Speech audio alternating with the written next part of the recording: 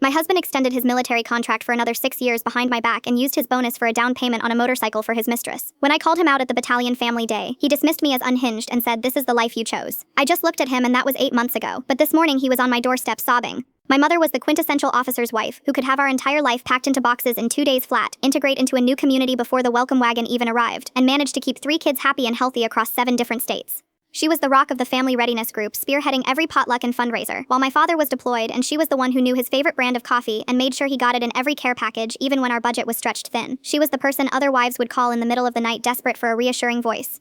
My dad was approaching his 20-year mark, and my mom had been meticulously planning their post-military life for years with a binder thick with research on towns in Oregon near her brother, complete with real estate listings for a small farmhouse with a big garden. She'd say, "Just one more tour, then we can finally put down roots and the kids can go to the same high school." The ceremony was scheduled for the following Friday, and my mom believed it was his retirement ceremony, so she'd flown her entire family in from the West Coast and had a new dress hanging in her closet. She even created a massive scrapbook chronicling our nomadic life titled The Long Road Home. I spent a weekend helping her arrange the photos where there was a picture of her pregnant with me looking overwhelmed in front of our first tiny apartment at Fort Bragg, and another showed her repainting my sister's bedroom walls for the 5th time in a 5th house. Beneath each photo she'd written captions like "Move 2, said goodbye to the best neighbors we ever had," and under another "Move 5, Mark had to leave his soccer team mid-season." But there was a secret, because Dad had already signed the papers 3 months prior for another 6 years without a single word to her, and that wasn't the worst of it. Mom discovered the truth at the annual battalion family day picnic, where we were all there spread across a park on base. Kids were playing on the swings and the commander's wife was giving a speech about the importance of community. Mom was organizing the potluck table when she overheard 2 junior officers' wives chatting near the condiments, saying, "Did you see Major Thompson with that blonde from the contracting office at the dealership last week?" They weren't exactly being subtle. The other woman snickered and said, "After 20 years of waiting for him, he blows his re-enlistment bonus on a Harley for his girlfriend." Mom's hand stopped mid-air with a serving spoon of potato salad hovering over a plate, and I saw her expression shift in a slow, chilling transformation. She put the spoon down, wiped her hands on her jeans, and walked directly across the field to where my dad was laughing with his buddies near the bounce house. "Is it true?"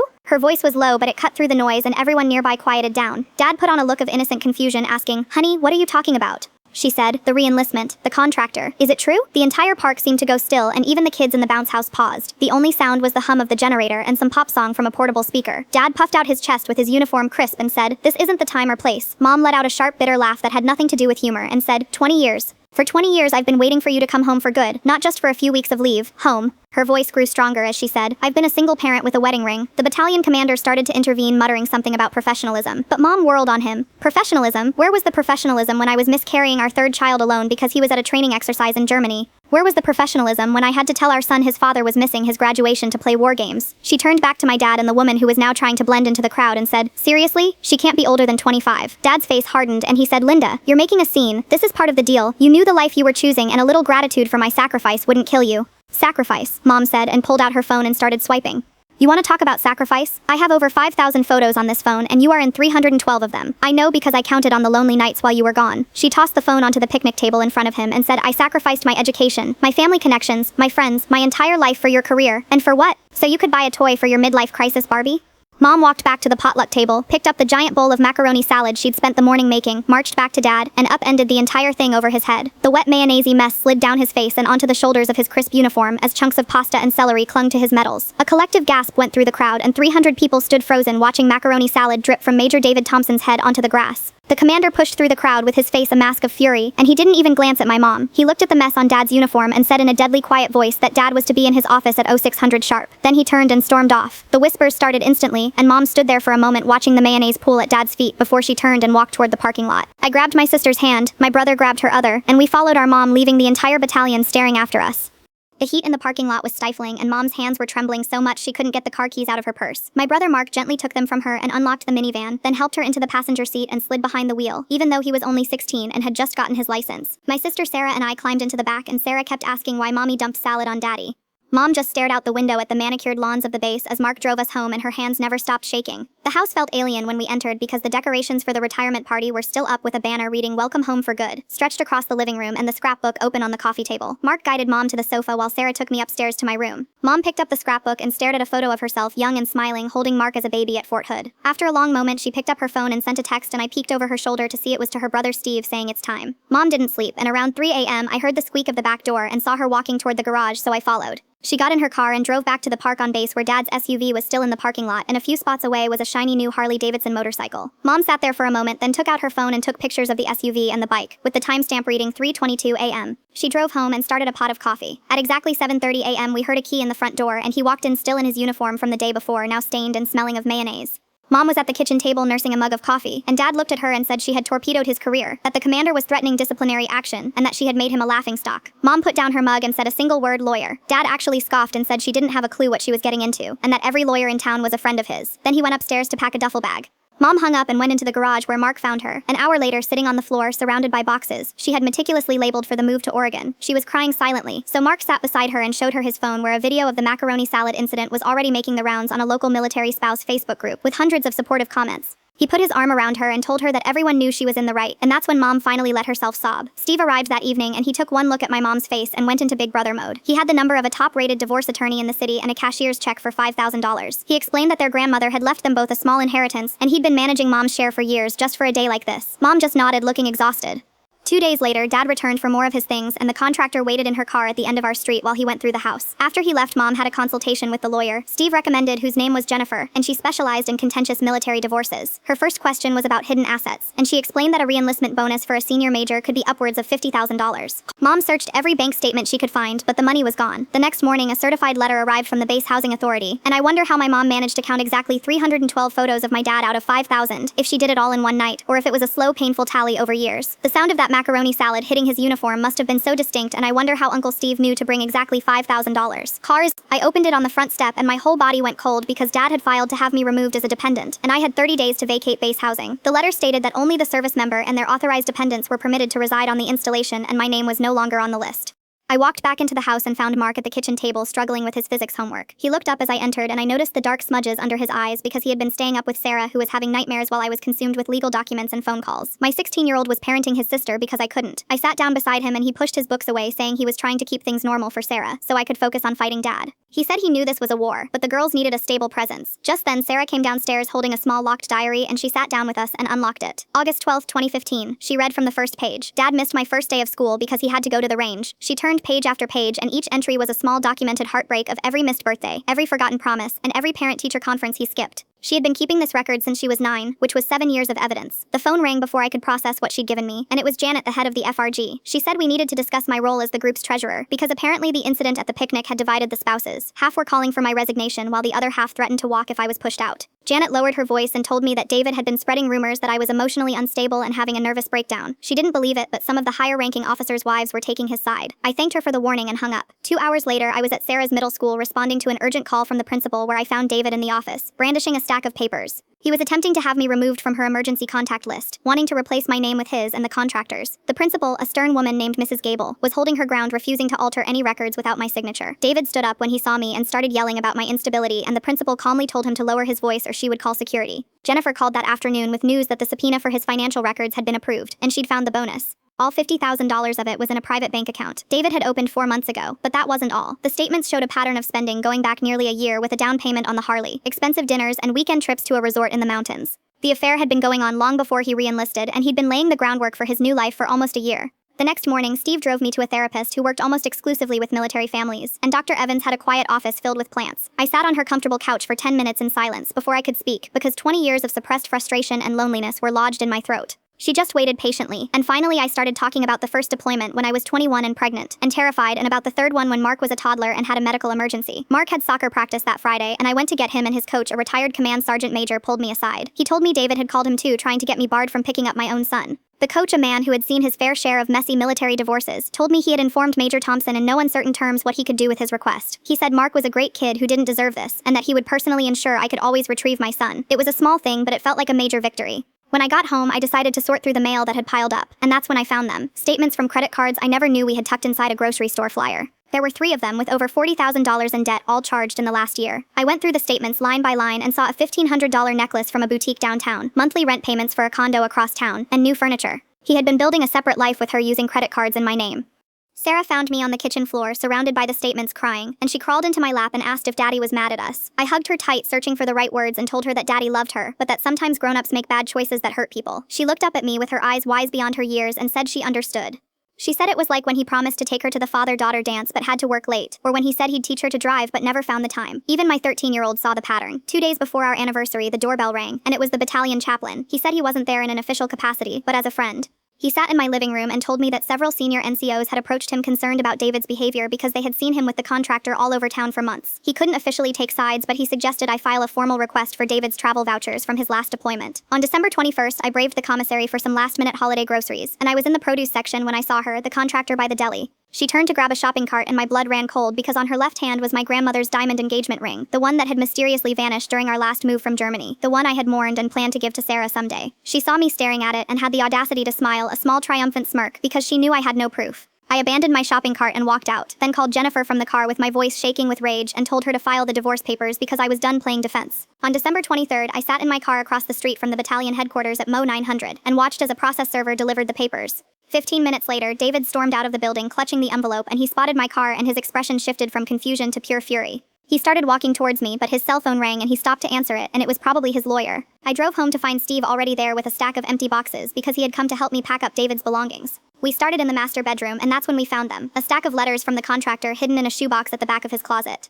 They were dated from his most recent deployment, the same weeks I was mailing him care packages filled with his favorite snacks, and she wrote about their future and the house they would buy while I was writing about Sarah's honor roll and Mark's soccer goals. Steve held me as I was sick in the bathroom. Christmas Eve, I tried to create some semblance of normalcy for the kids, and we were watching a movie when the doorbell rang at 10 p.m. It was David, drunk and belligerent, demanding to take the kids for Christmas. Mark immediately started recording on his phone while Steve called the military police and he kept screaming that I was ruining his life. The kids watched from the top of the stairs as 2 MPs put him in handcuffs and led him to their patrol car. Sarah was crying and Mark just stood there with his face a stony mask. The arrest would be a crucial piece of evidence, but watching my children see their father that way felt like a piece of my own soul breaking. On December 26th, the commander called me personally and informed me that David's security clearance was being suspended pending an investigation into the arrest. Then he mentioned the family care plans David was required to file for deployments and suggested I might want to obtain copies as there were some notable inconsistencies regarding emergency contacts. Jennifer deposed the contractor on the 27th, and she came in confident and poised, ready to support David's narrative. But when Jennifer presented her with dated photos from our family events that directly contradicted the timeline of their affair, her story began to unravel. She admitted to the relationship but claimed David had told her we were already separated. And when Jennifer showed her our family Christmas card from the previous year, the color drained from her face and her testimony became a pillar of our case. On December 28th, Mark asked to speak with me privately, and he opened his laptop and played an audio file. He had installed a program that recorded all of David's voicemails to our home phone for the past 6 months because he said he was worried about me after seeing David's escalating anger. The recordings caught David talking to a friend named Marcus about moving money into offshore accounts, and Mark had 38 recordings. I hugged him so tightly, telling him he should never have had to carry that burden, but that I was so proud of him. On December 30th, we were having dinner when Sarah suddenly broke down and she rolled up the sleeves of her sweater, revealing dozens of faint white scars on her arms. She confessed she'd been cutting herself since David's last deployment, and I held her as she sobbed, telling me she couldn't take the pressure of being the perfect, resilient military kid anymore. I called the base mental health hotline and got her an emergency appointment, and that night as I lay awake I finally understood the true cost of this 20-year life because it wasn't just my own sacrifices, it was my children's too. January 2nd arrived and the courthouse was bustling. David appeared in his full dress uniform with every medal and ribbon perfectly aligned in a calculated display of authority, while I wore a simple black dress I'd bought for my mother's funeral. Jennifer had every single crypto transaction printed and organized in a binder with each transfer highlighted. The judge was a no-nonsense older woman who peered over her glasses as she reviewed the evidence. David tried to paint the crypto as a savvy investment for our family's future, but Jennifer displayed the blockchain records on the courtroom monitor showing transfers to an anonymous wallet on dates that corresponded with his training exercises. The judge looked at him and asked directly if he had been hiding marital assets, and he launched into a speech about his decades of service and sacrifice. She cut him off mid-sentence and ordered him to pay $3,500 a month in temporary support and to maintain our family's health insurance.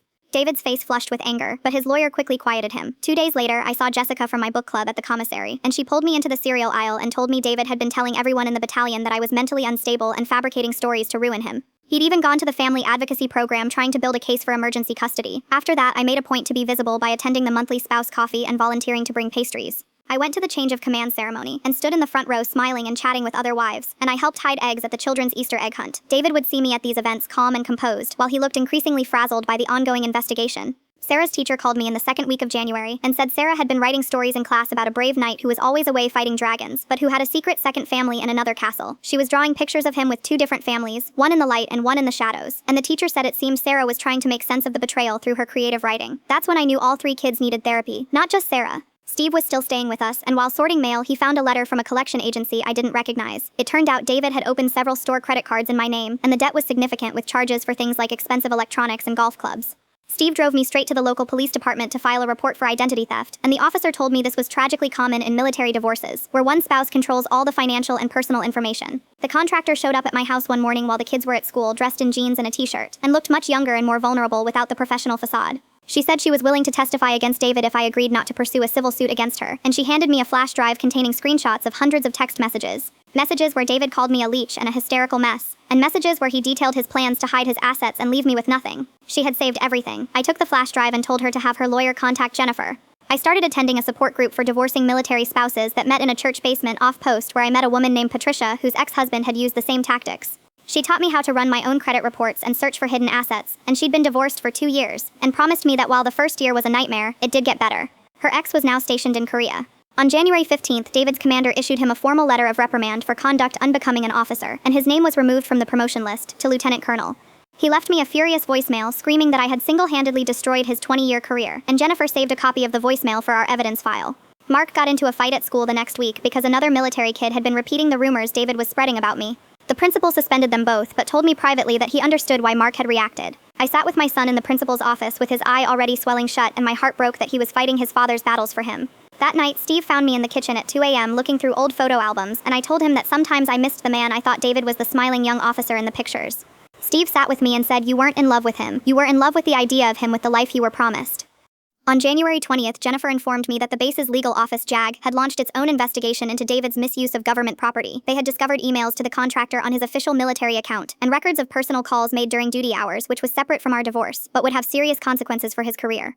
2 days later, Jennifer called, and her voice was strained because David had filed a motion for full custody, alleging I was an unfit mother. He attached photos of the macaroni salad incident and sworn statements from 2 of his friends claiming I was violent and unstable. Jennifer warned me that he was demanding a full psychological evaluation of me and the children, and that this was a common ugly tactic designed to bankrupt and intimidate me. The court granted his request, and the following week I met with a court-appointed psychologist in a sterile office that smelled of stale coffee. She asked me about everything, and for 2 hours I unburdened myself of 20 years of accumulated stress and isolation. When I returned for the results, her demeanor had softened, and she told me I was suffering from complex PTSD as a direct result of the chronic stress of military life. She said my reaction at the picnic was not a sign of instability, but a predictable trauma response, and her 15-page report became a powerful tool for our case, reframing my actions not as hysteria but as a consequence of his long-term neglect and betrayal. On January 25th, Sarah's therapist called with wonderful news that she had stopped self-harming and had started a new art journal channeling her emotions into powerful sketches and paintings. The therapist said Sarah wanted to write a letter to the judge about her experiences with her father, but I was hesitant to put her in the middle of the conflict. That night I was washing dishes when I saw the headlights of a truck in our driveway just sitting there with the engine off. After 20 minutes I realized it was David's truck, and he was just sitting there watching the house. This happened 3 more times that week, always in the dead of night, as he was trying to intimidate me. I bought a security camera system the next day, and Mark helped me install it, and over the next 2 weeks we recorded him parked outside our house on 7 separate occasions. On February 1st, Jennifer presented the video footage in court, and the judge immediately granted a temporary restraining order. David was ordered to stay 500 feet away from our home, and the base command was notified, further damaging his already crumbling career. 3 days later, the contractor appeared at my door again with a USB drive, and she told me she was being transferred to a base in Texas to mitigate the unit disruption the scandal had caused. But before she left, she wanted me to have the emails she had downloaded from David's personal laptop where they planned their future and where he called me his ball and chain, and detailed his plans for hiding money. Jennifer's forensic accountant used the information to uncover even more hidden accounts, and he had also been selling military equipment on eBay for years, which was a federal offense. Jennifer now had the leverage to potentially end his career for good. On February 8th, Mark received his acceptance letter to his dream college with a full ROTC scholarship, but he told me he was turning it down because he didn't want to become like his father. My heart fractured, and I told him he was nothing like David, that he was a good and honorable young man, but he was resolute. He said he had seen firsthand what the military could do to a family, and he wouldn't put anyone through that. Patricia from my support group gave me the number of a retired female JAG officer who now worked as a civilian lawyer, and she warned me that David would likely try to stall the divorce proceedings until after his 20-year mark to protect his pension, which was a common tactic. The image of Sarah's hidden scars makes me wonder how many other military kids are silently suffering trying to maintain the facade of the perfect, resilient child. Valentine's Day. I found a bouquet of roses on my porch with a card from David begging for a second chance, saying it was all a mistake, which was a clear violation of the restraining order, so I called the police. His arrest on base for violating the order was reported in the base's weekly newspaper with the headline "Senior Officer Arrested in Domestic Dispute," and his reputation was irrevocably destroyed. Sarah started seeing the school counselor, and the art she brought home was heartbreaking because every picture was of our family, but with a dark, shadowy figure standing far away from the rest of us. The counselor said it was her way of processing the trauma, but seeing my daughter color her father in black crayon felt like watching her innocence fade. Some nights she would wake up crying for him and then remember and cry even harder. On February 20th, I received a certified letter from the Pentagon stating David was being forced into early retirement at his 20-year mark due to a pattern of misconduct, and his full pension would be subject to division in the divorce. Jennifer called it the best possible outcome. Steve came over with a bottle of champagne to celebrate, but he stopped when he saw my laptop on the kitchen table. He had been helping me organize documents and had found an email in my spam folder with the subject line, Family Testimony. His face went pale as he read it because David had somehow found my estranged parents, the parents who were alcoholics and had neglected me throughout my childhood. He was trying to get them to testify that I was an unfit mother, and the email contained their enthusiastic reply saying they would be happy to help their son-in-law get custody of the grandchildren they had never met. Steve immediately called Jennifer while I just stared at the screen, feeling like a scared 8-year-old all over again. Sarah found me crying on the bathroom floor an hour later, and she sat down next to me and told me she wanted to go to the next court hearing. She showed me a letter she had written to the judge detailing her desire to live with me, and her therapist had helped her write it. I read it, and my 14-year-old daughter's strength and clarity amazed me because she wrote that I was the parent who was always there while David always chose his job over his family, and she wrote that she didn't want to live with someone who made her feel like an inconvenience. On March 1st, the custody evaluator arrived at 7 a.m. with a notepad and began her observation. She watched me make breakfast, get the kids off to school, help with homework, and manage our evening routine, and she interviewed their teachers, therapists, and coaches. I tried to keep things as normal as possible, but being observed so intensely was incredibly stressful. Steve was a lifesaver that week, helping with meals and errands. Then Jennifer called with an update that made my stomach turn because David was already dating a 19-year-old private from his unit. A small part of me was relieved, hoping he would finally leave us alone, but mostly I felt a profound sadness for this young woman who had no idea what she was getting into. The evaluator observed David's visitation the following Saturday, and it was a predictable disaster. I wouldn't let go of my leg, crying and refusing to go with him, and Mark flatly refused to get in the car. When David grabbed his arm, Mark yanked it away and threatened to call the police. Sarah went, but the evaluator's note stated that she did not speak a single word to him for the entire 2-hour visit. David lost his temper and started screaming at Mark in the driveway, treating him like a disobedient soldier instead of his son, and the evaluator documented the entire exchange, taking photos of Mark's tear-streaked face. On March 10th, I heard a commotion outside, and my parents, drunk and belligerent, were on my front lawn demanding to see their grandchildren. My mother was screaming about her rights while my father pounded on the front door. Steve called 911 while I rushed the kids upstairs and locked them in my room, and Mark stood guard with a baseball bat. The police arrived quickly and arrested them for public intoxication and trespassing. Jennifer said the incident, while traumatic, actually strengthened my case by demonstrating my ability to protect my children from all threats, including my own family. Mark met with the custody evaluator the next week and presented his own evidence of years of text messages from David canceling plans and breaking promises. The evaluator asked Mark what he wanted, and he said, "I want to live with the parent who shows up." The final piece of good news before our next hearing was Jennifer's discovery that David had never changed the beneficiary on his military life insurance policy, and the kids and I were still listed to receive the $400,000 payout. It was a small comfort, but it was something. March 15th arrived, and Jennifer handed me the custody evaluator's report with the recommendation on the first page in bold type: sole physical custody is recommended for the mother with supervised visitation for the father pending completion of an anger management program. As Jennifer was calling David's lawyer, he burst into her office waving his own copy of the report and screaming about bias. Jennifer calmly told him to leave, but he continued his tirade, accusing me of manipulating the children and the system. The receptionist had already called security, and he was escorted out, shouting that he would appeal. 3 days later, I took the kids to Steve's cabin in the mountains for spring break, and we spent a week hiking, playing board games, and making s'mores. It was the most normal, peaceful week we'd had in years, and the kids laughed and played, and for the first time in a long time I felt a sense of hope. When we returned, Jennifer informed me that David's lawyer had requested mediation because they were clearly trying to avoid a trial. I agreed, but I was firm on my non-negotiables, that I would have sole custody, and his visitation would be supervised until he completed anger management. Sarah asked me to read her college application essay, and it was about a woman who spent 20 years living in the shadow of her husband's career, who finally found the strength to fight for her own life. It took me a moment to realize she was writing about me, and I had to put the laptop down because I couldn't see the words through my tears. The way my daughter saw me not as a victim but as a hero was the greatest validation I could have ever received. April 1st, we met at the mediator's office, and David, dressed in casual clothes, looked diminished without his uniform. The mediator, an experienced lawyer, listened to both sides, and David's lawyer proposed a 50-50 custody split. I refused, citing the evaluator's report, and the mediator reviewed the evidence and sided with me. Then we moved on to the finances, and David argued he should keep his entire pension because I had never contributed financially. Jennifer then produced 3 binders of evidence of 20 years of my volunteer work, the logistics of 8 cross-country moves I managed alone, and the household budgets I maintained through 7 deployments. She had calculated the monetary value of my unpaid labor in support of his career, and the total was over $500,000. David's lawyer whispered frantically in his ear, and the mediator stated that given my substantial non-monetary contributions, a 50-50 split of the pension was more than fair. 2 days later, Sarah came home from her supervised visit with David, looking upset, and she said he spent the entire time asking her questions about me. I documented it and told Jennifer I was pausing the visits until he could respect the boundaries. At my next support group meeting, Patricia told me that David had been calling other spouses trying to dig up dirt on me, but she said no one would talk to him because the community had my back. The next morning, Steve helped me update my resume, and we translated my 20 years of experience as a military spouse into marketable skills like project management, crisis intervention, logistics, and financial planning. Jennifer called that afternoon because she had discovered that for the past 2 years, David had been sending thousands of dollars to a woman in Thailand he had met online. The money he claimed we didn't have for braces or car repairs had been funding another secret life. Mark made a discovery of his own while cleaning out the garage when he found an old laptop of David's and managed to get it working. He found emails from 15 years ago, right after Sarah was born, where David complained to a friend about being trapped and asked for recommendations for divorce divorce lawyers. He had been planning his exit for our entire marriage. Mark showed the emails to Jennifer before telling me, knowing how much it would hurt, and when Jennifer finally showed them to me, I felt the last remnants of my old life crumble. The chaplain who had married us contacted me and confessed that David had come to him years ago wanting a divorce, but the only reason he didn't go through with it was because my mother had just been diagnosed with cancer, and he didn't want to look like a monster. The mediation on April 15th imploded when we discussed the house and David demanded we sell it immediately. I refused, needing to provide stability for the kids, and the mediator suggested he buy me out. David exploded, screaming that I had taken everything and that he would see me and the kids on the street.